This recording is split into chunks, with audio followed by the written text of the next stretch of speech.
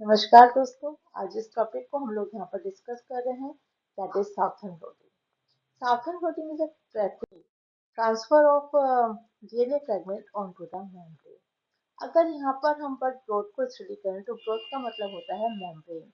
So in this technique we use membrane by which macromolecules can be attached.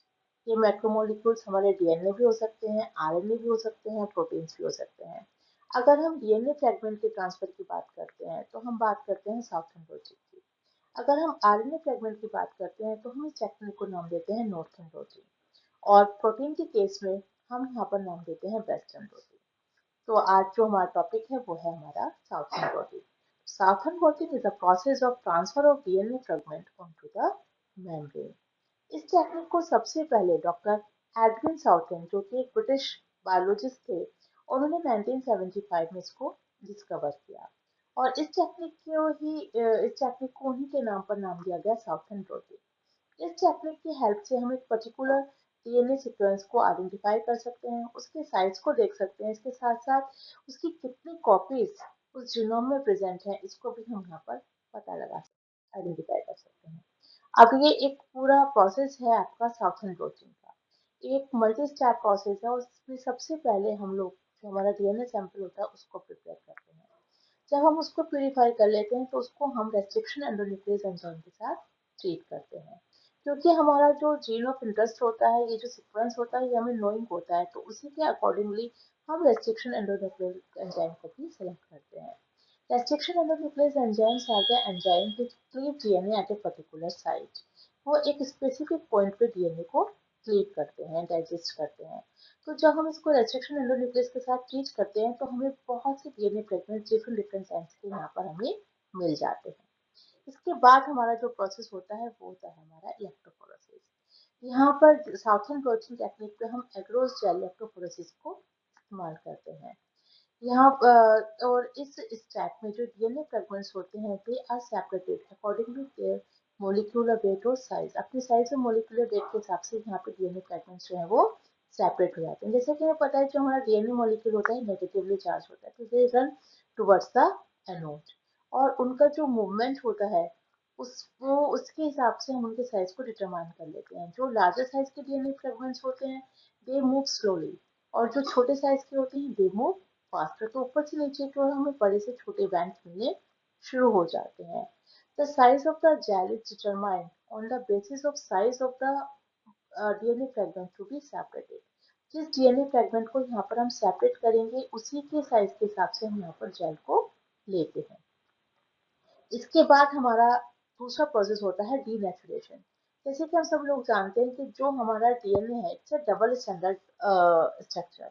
तो क्योंकि हमें आगे इसको क्रॉप से हाइब्रिडाइज कराना होता है तो हम इस डबल स्टैंडर्ड डीएनए को सिंगल स्टैंडर्ड में कन्वर्ट करना होता है, हमें यहाँ पर इसको सिंगल स्टैंडर्ड डीएनए में बदलना होता है।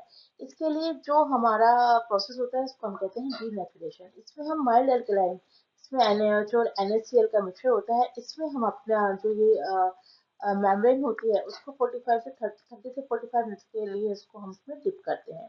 उसके बाद हम इसको नेचुरलाइजेशन सोल्यूशन में हम इसको वॉश करने के बाद हम यहाँ पर ब्लोटिंग टेक्निक के लिए इसको प्रिपेयर करते हैं। डीनेचुरेशन प्रोसेस में जो इनके बीच में डबल हेलिक्स स्ट्रक्चर के बीच में जो हाइड्रोजन बॉन्ड होते हैं वो ब्रेक हो जाते हैं और हमारा double standard DNA single standard DNA में कन्वर्ट हो जाता है। अब इस टेक्निक में हम एक टैंक लेते हैं, इसमें हम बफर सॉल्यूशन जो है वो यहाँ पर हम फिल कर देते हैं। इस बफर सॉल्यूशन में नीचे की तरफ हम एक सपोर्टिंग सिस्टम लेते हैं जिस जो ग्लास भी हो सकता है और स्पंज भी हो सकता है। इसके ऊपर हम यहाँ पर ये जेल लेते हैं, जेल के ऊपर हम यहाँ पर मेम्ब्रेन लगाते हैं, जिस मेम्ब्रेन का साइज जेल के साइज के अकॉर्डिंगली होता है। ये जो यहाँ पर मेम्ब्रेन यूज करते हैं, अगर जो ओरिजिनल प्रोटोकॉल देखे तो उसमें हम नाइट्रोसेलुलोज मेम्ब्रेन यूज करते थे। नाइट्रोसेलुलोज मेम्ब्रेन स्टेबल भी होती है और उसको हम रीयूज भी कर सकते हैं। लेकिन अब जो नई टेक्निक्स हैं या अभी लेटेस्ट हम नायलॉन की जो मेम्ब्रेन है उसको यूज करते हैं, क्योंकि उसकी डीएनए के साथ बॉन्डिंग या उसकी एफिनिटी बहुत ज्यादा होती है। इसलिए अगर हमारा सैंपल कम क्वांटिटी में भी है तो यहाँ पर उसके अच्छे रिजल्ट हमें मिल जाते हैं। इसके ऊपर हम यहाँ पे ब्लॉटिंग पेपर्स लेते हैं और उसके ऊपर हम थोड़ा सा वेट रखते हैं और इस पूरे प्रोसेस को हम ओवरनाइट ऐसे ही छोड़ देते हैं। जो कैपिलरी एक्शन के थ्रू जब ये ट्रांसफर बफर ऊपर की तरफ मूव करता है, तो जैसे ही जेल से मेम्ब्रेन के ऊपर मूव करता है, तो जो हमारे डीएनए फ्रेगमेंट्स होते हैं वो भी जेल से मेम्ब्रेन की तरफ ट्रांसफर हो जाते हैं। इसके कंप्लीट होने का पता हम थोड़ा सा आइडेंटिफाई कर सकते हैं। जो ऊपर के जो हमारे टिश्यू पेपर होते हैं वो जब बैठ होना शुरू हो जाए तो ये प्रोसेस हमारा कंप्लीट हो जाता है। अब इसके बाद हम यहाँ पर इसको नेक्स्ट स्टेप के लिए लेते हैं, दैट इज इमोबिलाइजेशन। यहाँ पर हम जो मेम्ब्रेन के ऊपर जो आपके डीएनए फ्रेगमेंट्स हैं ये ट्रांसफर हो गए हैं, तो अब इनको हम फिक्स करते हैं। इसके लिए या तो हम इसको माइक्रोवेव में रखते हैं, ओवन में रखते हैं, सॉरी ओवन में रखते हैं 30 से 45 मिनट, या हम इसको अल्ट्रावायलेट रेज से ट्रीट करते हैं। जब यहाँ पर इमोबिलाइजेशन का प्रोसेस कंप्लीट हो जाता है तो हम इसको यहाँ पर टैग प्रॉप के साथ हाइब्रिडाइज करते हैं। प्रॉप्स क्या होते हैं? Probes are the small DNA और आरएनए सीक्वेंसेस। ये जो ओलिगोन्यूक्लियोटाइड सीक्वेंसेस ये नोइंग सीक्वेंस होते हैं, और जो हमारा जीन ऑफ इंटरेस्ट होता है उसके कॉम्प्लीमेंट्री सीक्वेंसेस होते हैं। ये या तो आपके रेडियो एक्टिवली टैग्ड होते हैं, या ये फ्लोरेसेंट या क्रोमोजेनिक टैग से लेबल्ड होते हैं। तो यहाँ पर जो हमें डबल स्टैंडर्ड डीएनए को सिंगल स्टैंडर्ड डीएनए में हमने कन्वर्ट किया, इसका पर्पस यही था क्योंकि हमें उनके कॉम्प्लीमेंट्री सीक्वेंस के साथ यहाँ पर इसको हाइब्रिडाइज करना था। ये जो प्रॉप्स हैं क्योंकि हमारे रेडियो एक्टिवली या फ्लोरेसेंट या क्रोमोजेनिक टैग से हमारे लेबल्ड होते हैं, तो ये हमारे आइडेंटिफिकेशन में हमारी हेल्प करते हैं। इसके बाद जब ये हाइब्रिडेशन प्रोसेस पूरा हो जाता है, हमारे जो टैग प्रॉप है ये यहाँ पर अटैच रहते हैं, तो उसके बाद हम इसमें यहाँ पर एक प्रोसेस करते हैं वॉशिंग का। वॉशिंग के प्रोसेस इसलिए जरूरी है कि जिससे जो प्रॉप हमारे अनयूज्ड है या अनस्पेसिफिकली बाइंड हो गए हैं वो यहाँ पर वॉश आउट हो जाते हैं।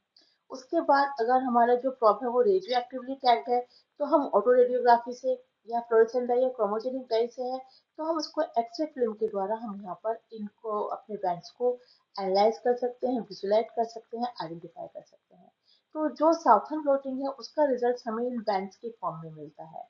जो ये बैंड्स होते हैं इनके यहाँ पर हम इनके नंबर भी देख सकते हैं, इनके सीक्वेंस को आइडेंटिफाई कर सकते हैं, और इनकी क्या साइज है यहाँ पर हम इसको देख सकते हैं। अब साधन प्लॉटिंग हमारा कहाँ कहाँ यूज होता है? सबसे पहले तो ये हमारा डीएनए स्ट्रक्चर और उसके ऑर्गेनाइजेशन को स्टडी करने में उसकी इंफॉर्मेशन हमें देता है।